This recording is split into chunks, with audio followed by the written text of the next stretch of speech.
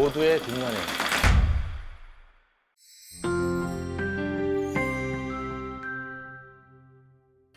자, 지난 시간까지는 딥러닝이 어떻게 해서 만들어졌고 어떤 원리로 동작이 되고 또 이것을 모델로 만들 때 어떤 점을 주의해야 하는지, 튼튼한 모델을 만들 때 어떤 과정이 필요한지에 대해서 알아봤습니다. 이제 말하자면 본격적으로 딥러닝을 활용하실 준비가 된 것인데요. 그동안 딥러닝을 딥러닝으로 만들었던, 그러니까 이렇게 많은 사람들이 사용할 수 있게끔 훌륭한 성과를 보인 여러 가지 알고리즘들에 대해서 알아보겠습니다. 그 중에서 오늘 첫 번째 다룰 것은 컨볼루션 신경망, CNN, 컨볼루셔널 뉴럴 네트워크라고 불리우는 방법입니다. 역시 깃허브로 오셔서 16장 이미지 인식의 꽃 컨볼루션 신경망 구글 콜앱 실행하기를 클릭해 보시겠습니다. 자, 파일로 가셔서 드라이브에 4번을 저장하시고 실행할 준비가 되시면은요. 자, 이번에는 아무래도 여러 가지 데이터를 더 많은 용량의 데이터를 다룰 것이기 때문에 그동안은 특별하게 우리가 설정하지 않았던 런타임으로 가서 런타임 유형 변경을 클릭해 보시겠습니다. 하드웨어 가속기에 보시면 첫 시간에 제가 설명을 드렸긴 했는데 GPU나 아니면 구글이 만들어서 제공하는 TPU 이 두 가지를 선택하시면 훨씬 더 빠른 실행을 하실 수가 있습니다. GPU를 선택하시고 저장을 누르시면은요. 자, 예를 들어서 이제 첫 번째 데이터를 불러오는 부분을 클릭하겠습니다. 자, 그러면 여기서 연결이 되면서 이 부분을 보시면은 초기화되었고, 자, 여기 마우스 올려 보시면 백엔드에 GPU라고 되어 있는 거 보실 수 있습니다. 그래서 GPU가 자동으로 할당이 돼서 더 빠른 속도를 보장하는 실행 환경이 구축이 된 겁니다. 간단하게 런타임으로 가셔서 그 유형을 GPU로 바꿔주시는 것만으로 GPU를 여러분들이 쓰실 수 있다라는 걸 보여드렸고요. 자, 이제 뭘 지금 가지고 왔냐 하면은요. 일단 자, 이 부분은 이제 라이브러리나 아니면 데이터를 가지고 오는 부분인데 import mlist라고 했습니다. 이 케라스 안에 보관이 되어 있는 데이터셋 중에서 mlist라는 것을 가지고 왔고요. 자, 그 다음에 여러 필요한 것들을 불러왔는데 이 mlist라는 건 뭐냐 하면은 자, 제가 그림을 하나 불러오겠습니다. 자, 요런 글씨입니다. 그러니까 글씨라고 하면은 우리가 손으로 쓴 손글씨를 말하는데 손글씨를 기계가 알아보는 것은 생각보다 쉽지가 않습니다. 예를 들어서 이 화면에서 이거 우리가 보면 5041929구나라는 걸 알 수 있겠지만 이게 5라는 것을 기계가 알아보는 것은 쉽지가 않은 과제였다는 겁니다. 그래서 5와 이 숫자 0과 숫자 5와 숫자 4 사이에는 어떤 특징이 있어서 왜 이것이 5이고 왜 0이고 왜 4인지를 기계가 알아야 되는데 그런 부분을 기계가 인식을 해서 스스로 판단을 하기가 어려웠던 겁니다. 자, 이것을 가능하게 하는 것이 바로 딥러닝, 그 중에서도 CNN이라는 알고리즘인데, 자, 이것을 어떻게 해서 이 기계가 인식을 해서 이 숫자가 무엇인지를 맞출 수 있는지, 자, 지금부터 알아볼 텐데요. mlist라는 것은 미국의 국립표준기술원에서 이런 숫자들을 모아가지고 데이터셋으로 만든 겁니다. 학생이나 여러 사람들이 쓴 숫자를 모아가지고 숫자 5에는 5라는 이름표를 붙이고 0에는 0이라는 이름표를 붙이고 이런 식으로 해서 많은 숫자를 모아놓은 것이 바로 mlist 셋입니다. 자, 몇 개의 숫자로 이루어져 있는지를 한번 먼저 불러와 보겠습니다. mlist.load-data라는 것을 통해서 이게 xtrain과 ytrain, xtest와 ytest로 각각 나누라는 명령이 이 한 줄의 코드가 되겠고요. 자, 이렇게 해서 불러와진 것을 먼저 xtrain의 형태와 xtest의 형태를 출력을 해보니까 학습셋의 이미지 수, 즉 xtrain x_train.shape이라는 것이 6만으로 나오고요. 이미지는 만으로 나옵니다. 그러니까 전체 7만 개의 데이터를 모은 겁니다. 전체 7만 개의 숫자를 모아서 6만 개는 학습셋으로, 만 개는 테스트셋으로 저장을 해서 우리가 이제 사용을 하게 되는 겁니다. 자, 그럼 첫 번째 이미지를 한번 확인을 해보면 이렇게 나오는데 이 숫자 5죠. 숫자 5인데 여기에는 이름표가 숫자 5라고 적혀 있을 겁니다. 숫자 5라는 것을 이제 5라고 알아보는 것이 우리의 과제이고요. 근데 이 숫자가 그림으로 되어 있기 때문에 이 그림을 컴퓨터가 읽게끔 해주는 과정을 우리가 거쳐야 됩니다. 이미지가 인식이 되게끔 컴퓨터가 읽게끔 하는 방법이 바로 여기에 그 원리가 나와 있습니다. 이것은 주어진 데이터를 출력하게끔 하는 간단한 코드인데요. 지금 이 안에 하얀색 바탕은 0으로, 그리고 색깔이 진할수록 255로 나오는 것을 볼 수 있습니다. 지금 3개씩 지금 스트링을 3개씩 보여지게끔 해서 띄어쓰기가 안 돼 있는데 4로 바꿔보면은 이렇게 금방 아실 수가 있죠. 이렇게 한 칸씩 띄워보시면은 진한 것일수록 255에 가깝고 하얀색은 0이라는 것을 알 수 있습니다. 이런 숫자가 쭉 모아져서 한 줄에 가로 세로가 24픽셀 28픽셀인데 즉 가로에 28개의 숫자, 세로 28개의 숫자로 모아진 이런 숫자가 바로 이 이미지를 가리키게 되는 겁니다. 이미지를 입력하면 이 컴퓨터는 이런 숫자로 받아들여서 이 숫자가 곧 속성들이 되고 이 속성의 합이 바로 5다, 숫자 5다라는 레이블, 이름표를 주면서 속성을 가지고 이름표를 맞추는 우리가 기존에 썼던 학습색과 테스트를 이용해서 하는 머신러닝의 태스크가 되는 겁니다. 자, 그럼 이 임무를 수행하기 위해서 우리가 하나씩 해나갈 텐데 뭘 해야 되냐면요. 먼저 이제 이렇게 28개의 숫자가 나오고 세로로도 28개의 숫자가 있는데 이거를 먼저 하나의 긴 라인으로 만들어서 이 5라는 하나의 샘플을 만들어줘야 됩니다. 5라는 것이 지금 2차원으로 28개, 가로 28개, 세로 28개로 되어 있지만 1차원의 긴 데이터로 한번 우리가 변형을 먼저 해보겠습니다. 자, 그 데이터의 변형을 위해서 2차원으로 이루어진 이 데이터셋을 긴 1차원으로 바꿔야 되는데 그렇게 해주는 함수가 바로 reshape입니다. reshape이라는 걸 써서 그 뒤에 샘플 숫자와 그리고 1차 원으로 나열될 그 속성의 숫자를 적어주면은 이 샘플의 숫자를 이런 1차원 배열로 바꿔준다는 얘기입니다. 그래서 reshape이라는 것을 함수를 썼고요.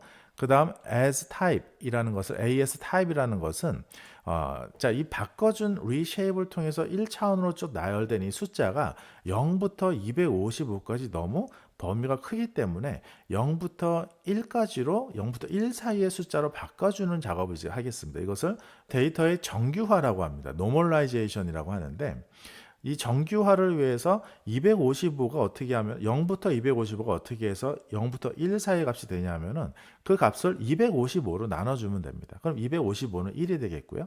0은 0이 되겠죠. 그래서 255로 나눠주려면 이 숫자를 나눠줘야 되기 때문에 먼저 실수 형태로 바꿔주는 부분이 이 부분이고요. 그 다음 실수로 바꾼 xtrain 값을 250으로 나눠주는 것을 xtrain에다 다시 저장을 했습니다. x테스트도 마찬가지고 이 세 줄을 한 줄로 쭉 이어서 쓰면은 자 이렇게 됩니다. 자, 그래서 한 줄로 이어서 써서 x테스트와 그리고 xtrain을 차원을 변환했다고 하는 거죠. 2차원을 1차원으로 이렇게 2차원을 1차원으로 한 줄로 길게 늘어지는 먼저 형태로 바꿨고요. 그 다음 클래스 값을 확인해 보면은 우리가 ytrain에서 첫 번째 있는 값이 무엇인지를 이렇게 숫자를 먼저 확인을 해보면은요. 제가 진행을 한번 해보겠습니다. 그러면 클래스가 5라고 나옵니다. 그러니까 5라고 나오는데, 자, 우리가 아이리스의 품종 예측을 지난번에 할 때, 원핫 인코딩을 배웠습니다. 그래서 1, 2, 3으로 나눠진 것을 0과 1로만 이루어진 그런 벡터 값으로 바꿨는데, 이번에도 마찬가지로 숫자가 0부터 9까지 10가지 종류의 숫자가 써 있는데 이것을 원핫 인코딩 과정을 해줘야 되는 겁니다. 자, 이것을 해주는 함수가 바로 to underbar categorical이라고 되어 있는데 자 이게 맨 처음에 우리가 케라스에서 유틸리티 안에서 앱리스트와 함께 to categorical을 불러온 이유입니다. 자, 요 부분 불러온 것을 우리가 지금 사용하는 겁니다. 자, 사용을 하기 위해서 xtrain의 값과 ytrain의 값을 정해주고요. 어디에 속해 있는 데이터셋인지 먼저 정해주고 몇 개의 카테고리가 들어있는지를 10개니까 10개라고 저장을 해서 실행을 하면은 앞서서 우리가 클래스가 5로 나왔던 것이 0부터 시작해서 우리 다섯 번째 있는 값이 1로 바뀐 이런 0과 1로 이루어진 벡터 값으로 변한다는 것을 우리가 알 수 있습니다. 그래서 원한 인코딩으로 변환을 하는 것도 알아봤고요. 그리고 지금 우리가 불러온 데이터가 무엇인지 이미지 데이터라는 것이 딥러닝 안에서 어떻게 이해되고 어떻게 활용할 준비가 되는 것인지를 알아봤고요.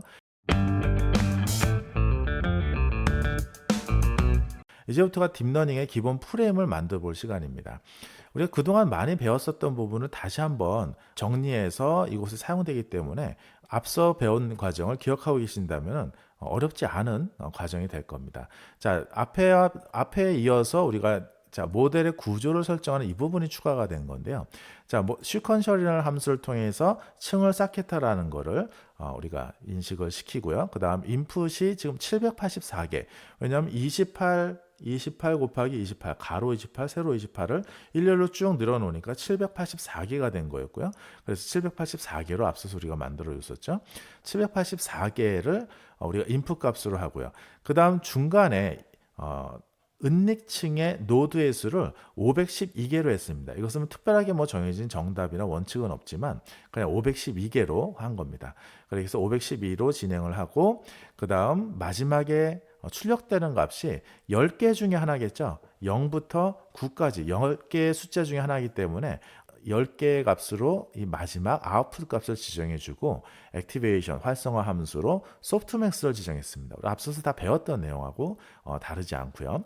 그래서 이 부분을 설정을 해서 실행을 시키면은 자, 모델이 설정된 대로 진행이 됩니다. 자, 그리고 어떤 구조로 이루어졌는지 자, 이렇게 파라미터 수도 확인을 해 보시고요. 자, 이제 모델 실행을 위해서 손실함수를 카테고리컬 크로스 엔트로피라고 한다는 거 배웠죠. 왜냐하면 우리가 여러 개 중에 하나를 결정을 하는 것이기 때문에 카테고리컬 크로스 엔트로피를 정하고 그 다음 옵티마이저로 아담을 썼습니다. 그 다음 매트릭스는 애큐러시를 정해줬고요. 그 다음 모델 최적화를 위해서 설정하는 부분인데 자, 모델이 어디에 저장될지 그리고 체크 포인트를 통해서 이 밸리데이션 로스 값을 보면서 모니터를 하게끔 하고요. 그 다음 베스트 모델만 저장이 되게끔 했습니다. 얼리 스타핑 기능을 써가지고 이 밸리데이션 로스라는 부분이 이 검증셋의 손실값이 10번 이상 더 낮아지지 않으면 그러니까 성능이 10번 이상 좋아지지 않으면 멈추게끔 그때의 우리 모델을 저장하게끔 하는 우리가 이 최적화를 위한 설정 구간이 바로 이 부분이고요. 그다음 모델을 실행할 때 지금 하신 것처럼 밸리데이션 스플릿을 0.25로 해서 전체 60, 20, 20 자 이렇게 나눈다는 것을 기억하고 계시죠? 그 다음 30번 반복을 하고요. 200개씩 입력이 되게끔 하겠습니다. 배치 사이즈라는 것은 한 번에 몇 개의 샘플이 들어갈 것인가 그래서 200개씩 들어가게끔 하겠다는 얘기고요. 그 다음에 실행 과정은 보여주지 않고 대신에 여기서 저장되는 값만 보여주게 해서 어떻게 저장이 되고 있는지만 보게끔 하겠습니다. 콜백 함수로 early stopping과 체크 포인트를 통해서 우리가 현재 진행되는 상황을 체크하면서 최고의 모델만 저장이 되게끔 하는 이 과정을 통해서 끝난 그 모델을 우리가 따로 떼어놓은 테스트 셋에 우리가 적용을 해서 최종 값을 알아보겠다라는 자 이런 부분이 이 실행 부분이고요. 우리가 이전에 다 배웠던 것을 반복하고 있는 겁니다. 자, 실행을 시키면은요. 지금 GPU로 설정을 했기 때문에 이 GPU 설정이 없을 때보다 훨씬 더 빠르게 실행이 된다는 것을 아실 수가 있을 거고요. 자, 실행이 되면서 이 밸리데이션 로스 값이 더 나아진 값이 얼마나 나아졌는지를 보여주면서 그 값이 저장이 됩니다. 그런데 더 나은 값이 있으면 그 더 나은 값을 계속 저장을 하는 거고요. 또 이렇게 10번 이상 이 값이 더 나아지지 않으면 그 10번째 값을 모델로 저장을 한 상태에서 끝내고 그리고 테스트 애큐러시를 통해서 지금 따로 떼어놓은 테스트 셋 10,000개가 있었죠. 10,000개에 적용을 했을 때 이 10,000개 중에서 0.9804, 그러니까 98.04%의 정확도를 보인 우리가 모델을 만든 겁니다. 그렇게 해서 우리가 데이터를 가지고 와서 딥러닝을 돌려보는 예제를 실행을 했고요. 그 다음 이것을 그래프로 한번 보여주는 기능이 이어지고 있습니다. 그래서 자 보시면은 밸리데이션 로스와 테스트 로스가 이렇게 자 지금 학습셋의 오차는 점점 작아지지만 테스트를 해볼 때마다 이 값은 크게 좋아지지 않고 어느 순간 좋아지는 부분이 더 이상 보이지 않을 때 학습을 멈추게끔 했습니다. 자, 이런 그래프도 확인을 해보실 수 있고요. 자, 그렇게 해서 우리가 0.98.04, 즉 98.04%의 확률을 가진 모델을 만들었는데 이번에는 우리가 컨볼루션 신경망을 실행할 차례입니다.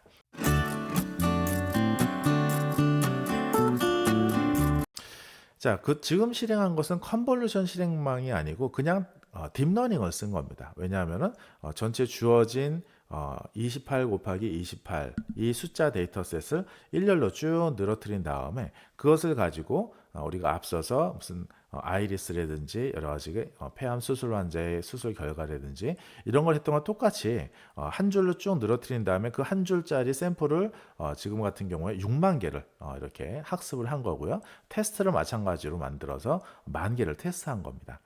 이렇게 해서 워킹하고 이렇게 해도 잘 된다라는 것을 우리가 확인할 수 있었는데, 컨볼루션 신경망이란 건 뭐냐면 이거보다 조금 더 복잡하고 조금 더 방대한 데이터를 다룰 때 더 잘 되게끔 하는 방법으로 고안이 된 겁니다. 예를 들어서 지금 28 곱하기 28 굉장히 어떻게 보면 작은 사이즈의 이미지들인데, 이미지 사이즈가 이거보다 클 경우 이것을 그 안에 들어있는 숫자를 모두 다 1차원으로 바꾸면은 굉장히 컴퓨터 자원을 많이 사용해야 되는 굉장히 복잡한 연산이 이루어질 수밖에 없습니다. 그래서 시간도 많이 걸리고 정확도도 떨어지고요. 그리고 이렇게 하다 보면은 너무 세세한 부분을 다 살펴보다 보니까 오버피팅의 문제도 있어요. 과적합이 일어날 가능성도 있기 때문에 이것을 해결하기 위해서 컨볼루션 뉴럴 네트워크란 건 뭐냐면은 일부만 보는 겁니다. 일부만 그 특징만 추출을 해서 맨 마지막에 이 fully connected layer라고 하죠. 전체 지금 784를 전체를 다 연결을 해가지고 우리가 봤는데, 이 784개가 아니라 그 일부분만 뽑아가지고 특징만 추출된 값을 가지고 그것을 fully connected layer에 집어넣게끔 하는 과정인 겁니다. 즉 이래서 개나 고양이의 이미지라면은 개나 고양이를 구분을 하기 위해서 너무 세세한 것까지, 즉 개 뒤에 있는 배경이라든지 아니면 고양이가 어떤 품종의 고양이인지에 따라서 너무 세세하게 디테일한 것을 보다 보면은 개, 고양이라는 큰 그림을 볼 수가 없기 때문에 개의 특징만 추출하고 고양이의 특징만 추출해서 이 추출된 부분을 가지고 딥러닝을 하겠다는 얘기입니다. 그 과정을 거치는 방법이, 자, 지금 제가 이미지를 하나 더 가져오겠습니다. 자, 이런 데이터라고 칩시다. 지금 가로가 28개, 세로가 28개지만 우리가 간단하게 그냥 1과 0으로 축약을 해서 표현을 하고요. 그 다음 가로, 세로가 4개밖에 없다라고 쳤을 때, 자, 이것이 원본 데이터라고 했을 때요. 이런 마스크와 같은 커널이라고 하는데, 마스크입니다. 이렇게 이 위를 돌아다닐 작은 레이어라고 생각하시면 됩니다. 요거를 하나 준비를 하되 이 값의 속성을 곱하기 1, 곱하기 0, 곱하기 0, 곱하기 1로 해준다는 겁니다. 예를 들어서 얘를 자 여기다 얹은 상태가 요 그림입니다. 보시면은 곱하기 1 여기다 곱하기 1이니까 원래 있던 값 1에다가 곱하기 1을 한 값으로 얘를 바꿔주라는 얘기입니다. 얘는 곱하기 0이죠. 그럼 원래 있던 값이 0이기 때문에 곱하기 0을 해서 0. 그다음 여기는 곱하기 0이기 때문에 원래 있던 값 0에 곱하기 0. 원래 있던 값 곱하기 1에 곱하기 1을 하는 값을 이렇게 적용을 하고요. 자, 요것을 어떻게 하냐면은 이런 식으로 쭉 이동을 시킨다는 얘기입니다. 자, 이렇게 첫 번째에 저장을 했고요. 그 다음에 두 번째, 세 번째로 하나씩 이 값을 한 칸씩 옆으로 이동을 하다 보면은 자, 이 값이 어떻게 변하냐면 여기에 결과가 자, 여기 보시면은 2로 나옵니다. 어떻게 2가 되는지 계산을 하면은 간단합니다. 요 값을 1 곱하기 1이니까 1이죠. 0 곱하기는 0이죠. 그래서 요 1하고 1을 더한 값입니다. 그럼 요 값은 0이 되겠고 0이 되겠고 0, 여기 1이 남죠. 그래서 1이 되는 겁니다. 그럼 요 값은 어떻게 되냐면 1 그리고 나머지는 0이죠. 그래서 1이 되고요. 자, 여기는 0 곱하기 1, 1 곱하기 0 곱하기 0 곱하기 그래서 다 해서 0이 되니까 0이 되는 겁니다.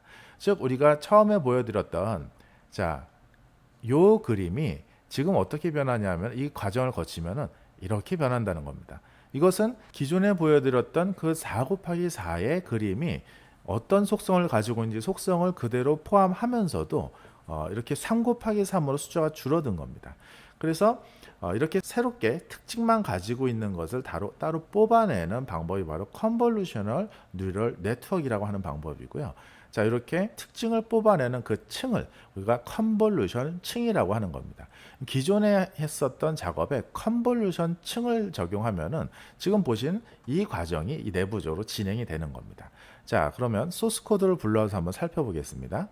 자, 여기 보시면은 앞서와 달라진 부분은 뭐냐면 바로 이 부분입니다. 컨볼루셔널 층을 우리가 도입을 했다는 것인데, 우리가 지금 보고 있는 것이 2D 이미지이기 때문에 conv2d라는 함수를 불러오면 됩니다. 이 함수를 우리가 케라스 안에 있는 레이어에서 conv 2D라는 것을 불러왔고요.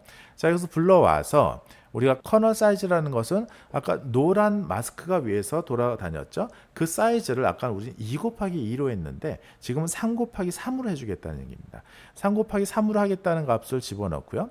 그다음 인풋 값이 아까 우리는 1차원이었기 때문에 784개다 이렇게 했는데 이제 2차원이죠. 28 곱하기 28이기 때문에 28 곱하기 28을 우리가 정해줬고요. 그 다음 여기에 보시면 1이라고 되어 있는 것이 해당 이미지가 컬러인지 아니면 흑백인지를 나타내는 건데 흑백이면 1로, 컬러면 3으로 표시를 해줍니다. 흑백이기 때문에 1을 해주고요. 액티베이션 함수는 렐로 함수를 썼고요.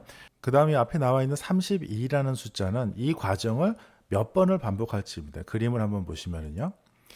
자, 이렇게 커널 하나가 지나가면서 컨볼루션 하나가 생기고 두 번째, 세 번째 이렇게 몇 번을 반복하는지에 따라서 이런 컨볼루션 레이어가 지나간 결과들이 하나씩 모이게 되고 이것을 몇 개를 만들 것인가, 그러니까 이 과정을 몇 번을 반복할 것인가가 이 앞에 나와 있는 32라는 숫자입니다. 선은 두 번을 반복을 하고 그 다음에 한 번 더 컨볼루션 레이어를 정해줘서 이번에는 같은 사이즈의 커널이 64번이 지나가게끔 해서 이 두 차례의 컨볼루션을 지나가게끔 설정을 한 겁니다.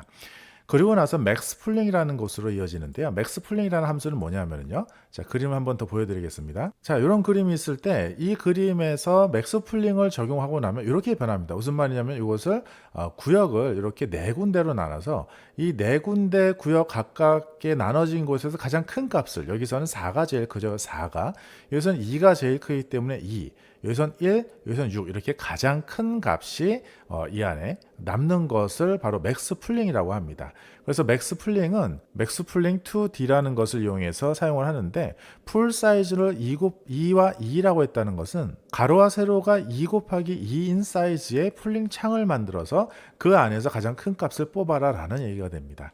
그 다음 드롭 아웃이라는 것을 그 다음 배우게 되는데요. 드롭 아웃은 자, 이것이 바로 드롭 아웃에 대한 설명입니다. 중간에 있는 이 노드 중에 일부가 꺼지게 되면서 작동을 하지 않는 겁니다. 남은 것만 가지고 사용하게 되면서 앞서서 우리가 컨볼루션이나 맥스 풀링을 했던 것처럼 전체를 다 쓰지 않고 일부만 가져와서 쓰게 되는 효과가 있습니다. 드롭 아웃을 예를 들어서 25%의 노드를 꺼주겠다라고 하면은 드롭 아웃이라고 한 다음에 25라고 적어주면 되고요. 그리고 드롭 아웃을 밑에 한 번 더 써서 0.5라고 해서 절반을 꺼주겠다. 이런 식으로 우리가 정할 수가 있는 겁니다.